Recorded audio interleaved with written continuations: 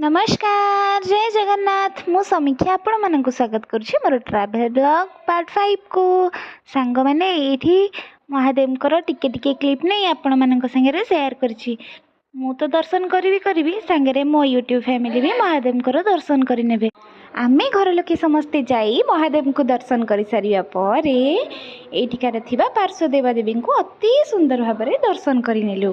आउे धीरे धीरे आग को जाई देखिले सांग माने केते सुंदर व्यूटा एटा को भी मु फोन में कैप्चर करनेली। तापर हम गुंडुची मुसा मु टिके आइसक्रीम खाई के ब्लॉग को एंड करिलु।